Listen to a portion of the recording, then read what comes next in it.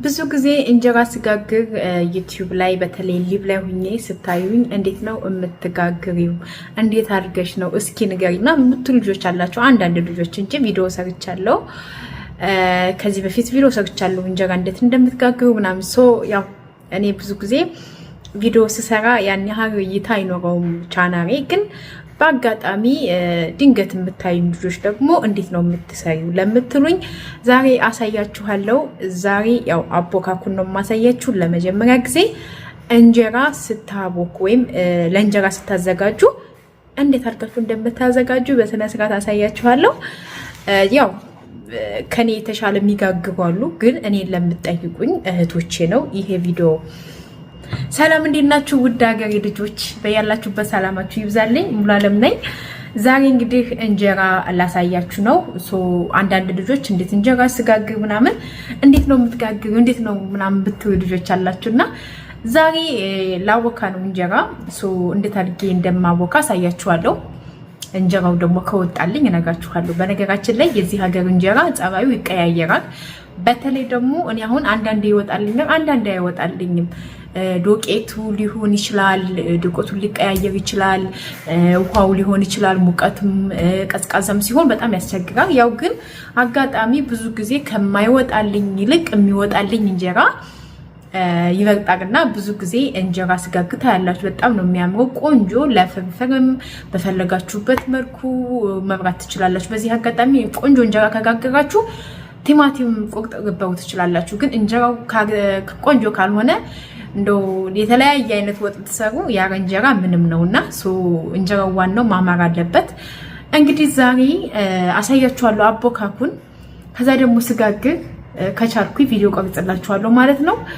ስለዚህ ወደ አጋጋገ ወደ አቦካኩ እንግዲህ ውዶችዬ እዚህ ጋር እኔ የምጋግረውን ዶቄት ያው የተለያየ ዶቄት ሁላችሁም ባላችሁበት አካባቢ ዶቄቱን ሊለያይ ይችላል። ይሄ እንደምታዩት ይታያችኋል ብዬ ተስፋ አደርጋለሁ። ይሄ ዶቄት እንግዲህ እኔ ለመጋገር ያዘጋጀሁት ዶቄት ነው ማለት ነው። እንግዲህ እዚህ ጋር ነፍቼዋለሁ፣ አምሼዋለሁ። ማመስ አለባችሁ። በነገራችን ላይ በጣም ሳታምሱ ልክ እንደዚህ እኔ ቆንጆ አድርጌ ነው ያመስኩት። በዚህ አጋጣሚ በጣም ካመሳችሁት ሊቃጠርባችሁ ይችላል፣ እንጀራውም ላይ ወጣ ይችላል እና ለመጀመሪያ ጊዜ እንጀራ ልጋግሩ ስታስቡ እዚህ ጋር ዶቄት አለ አይደለ? ይሄ ዶቄቱ አለ። ከዚህ የዳቦ ካሜራ አንድ የሻይ ማንኪያ አድርጋችሁ ታወኩታላችሁ። በኖርማል ውሃ ለምሳሌ በቃ በጣም ቀዝቃዛ ያልሆነ በጣም ያልሞቀ በቃ በንጹህ ውሃ ስላችሁ ፍሪጅ ውስጥ ያልሆነ ውሃ በዛ እናወከዋለን። በደንብ አድርገን ካሸን በኋላ ለ3 ቀን እናስቀምጠዋለን ማለት ነው፣ ሙቀት ያለው ቦታ ላይ። በሶስተኛው ቀን ልትጋግሩ ስትሩ ከመጋገራችሁ በፊት ኩፍ ሲል ያንን ኩፍታውን በውሃ አርከፍክፋችሁ መድፋት አለባችሁ። ያ እንዳለ በቃ ቡክት ብሎ ሲወጣ ያ እንትን ከራይ ውሃ ሲያጠል ያ ለእንጀራውም አያወጣላችሁም፣ የሆነ ሙጭጭ የሚያደርጋል ምጣዱ ላይ ማለት ነው። እንደዛ ካደረጋችሁ እንደዛ አድርጋችሁ ነው ልጋግሩ የምትችሉት። ይሄንን የምነግራችሁ ለመጀመሪያ ስትጋግሩ ነው። ከዛ በኋላ የጋገራችሁበትን እርሾ እያስቀመጣችሁ በዛ ማብካት ነው ማለት እና ይሄንን እርሾውን ያሳየኋችሁ እኔ ለመጀመሪያ ጊዜ ለመጋገር ለምታስቡ እህቶች ነው። ግን ስታቦኩ እንዴት ነው እናቶቻችን ለዳቦ ብጥብጥ እንደሚበጠብጡት እንደነገ ዳቦ ሊያቦኩ እንደ ዛሬ ብጥብጥ ይበጠብጣሉ አይደለ? በስንዴ ወይም በፍኖ ዱቄት ሊሆን ይችላል። በዛ ነው ጠዋት ተነስተው ቡኮ የሚያቦኩት አለ። ሊጡን የምታስቀምጡት ልክ እንደዛ ነው። ያው እኔ የምነግራችሁ በዚህ አጋጣሚ እናንተ እኔን ሰራ የምትጠይቁኝ ለእናንተ ነው እንጂ ከኔ በላይ የሚችሉ ባለሙያዎች አሉ ማለት ነው። ይሄ የኔ ሙያ ነው። ዩቲዩብ ላይ አይቼ ምናምን ብዙ ጊዜ እኔ አይወጣልኝም። ለመጀመሪያ ጊዜ እንጀራ ስጋግር በራሴ ጥረት እንዲሁም ደግሞ እህቴ ነግራኝ ነው የጋገርኩት። እህቴ ስላችሁ በጣም የምወዳት ጓደኛዬም እህቴም ብዬ እንደ እህቴ የማያት አለችና እሷ ናት የፍርኖ ዱቄት እንዴት እንደምጋግር ያሳየችኝ ማለቴ። እሷ ያው ስደት ላይ ናት፣ ጓደኛዬ ናት፣ ግን እንደ እህቴ ነው የማያት። ያው እህት ናቸው፣ ጓደኛ ደግሞ እንደ እህታችሁ ከእህታችሁ አትለዩዋትምና እሷ ነግራኝ እንዲህ አድርጊ እያለች በብዛት በእሷ ነበር ስጋግር የነበረው። ከዛ በኋላ እንግዲህ ደግሞ ዛሬ እኔ ለማሳየት በቅቻለሁ ማለት ነው።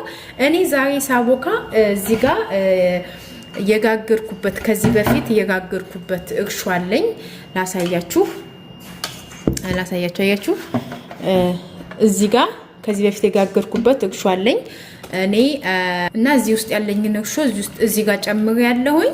ለምን ሁሌ እንጀራ ስጋግር እኔ እርሾ 2 እንጀራ 3 እንጀራ ሲቀረው አስቀራለሁ ማለት ነው።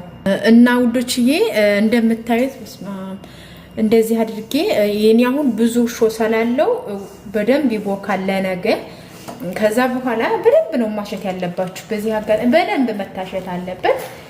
ከዛ ደግሞ ሙቀት ላይ ማድረግ አለባችሁ። እና እኔ እንደዚህ አድርጌ በደንብ አድርጌ ነው የማቦካው። ይሄ አሁን እርሾ ስላለው ነገ መጋገር እችላለሁ፣ ጧትም መጋገር እችላለሁ፣ ማታም ከሰዓትም በፈለኩበት ሰዓት መጋገር እችላለሁ። ለምን ብትሩ እርሾ ስለነበረኝ በሱ ስለሆነ ያቦካውት። ይሄኛው ግን 3 ቀን አቆዩት ያልኳችሁ ደግሞ አንደኛ እንጀራው ጧት አብኩታችሁት ማታ ብታወጡት ትችላላችሁ። ምን የዳቦ እርሾ ስለሆነ በደንብ ነው ኩፍ የሚያደርገው። ግን እንጀራው እንጀራ አይልም። በቃ አፍረኛ ይሄ በቃ ምን ልበላችሁ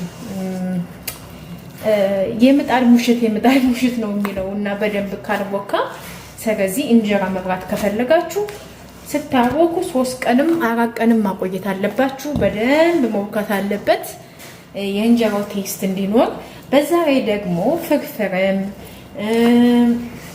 በቲማቲምም በተለያየ ምግብ ሰርታችሁ መብራት ትችላላችሁ። እንደዚህ ሽት ያደርጋችሁ። ይሄ በነገራችን ላይ ውሃው ኖርማል ውሃ ነው።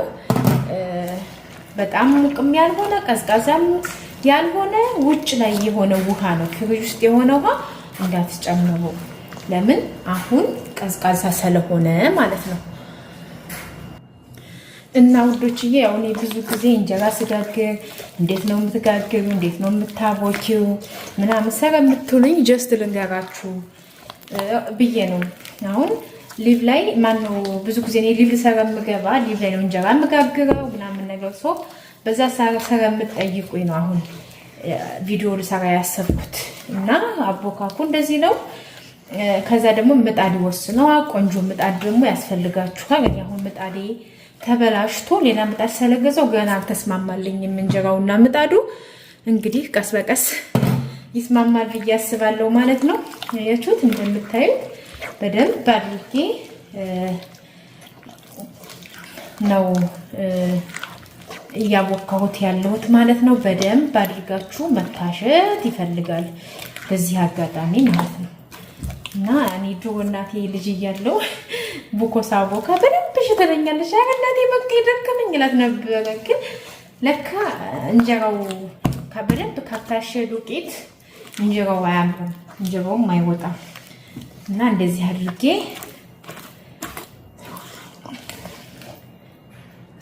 እንደዚህ አድርጌ በደንብ ገና ይቀረዋል። ከዛ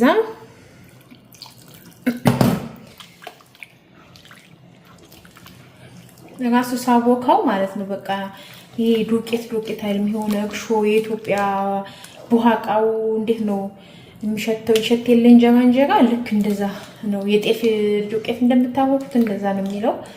ከዛ እንደዚህ ካደረኩኝ በኋላ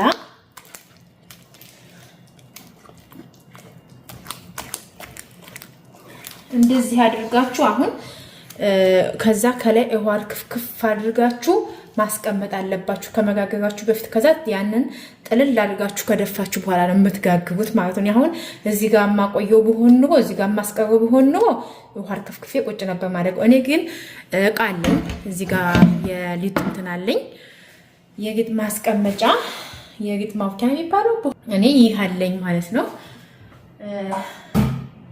ይሄ እዚህ ጋር ቡሃቃ ስላለኝ እዚች ጋር አስገባዋለሁ ማለት ነው። ያችሁት ሊጡ እዚህ ጋር የጓጎረ ይመስላል፣ ግን ሲቦካ ራሱ በራሱ ይፍታታል። አያችሁት ማሮችዬ?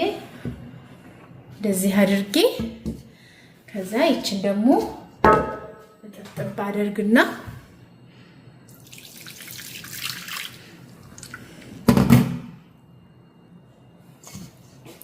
ከዛ እዚህ ጋር አደርገዋለሁ ማለት ነው። እንግዲህ ውዶችዬ ይሄን ይመስላል ሊጤ። እዩት እዚህ ጋር እንደዚህ አድርጌዋለሁኝ። ምክንያቱም በደንብ ይቦካል። እሱ እቃዬ እንግዲህ እንደምታዩት ይሄን ይመስላል። የእንጀራ ውሃ እቃ ነው የሚባለው። ከዛ እንዲቦካልኝ በዚህ አጋጣሚ የዚህ ሀገር እንጀራ ለመጋገር እሽሩሩ ያስፈልገዋል።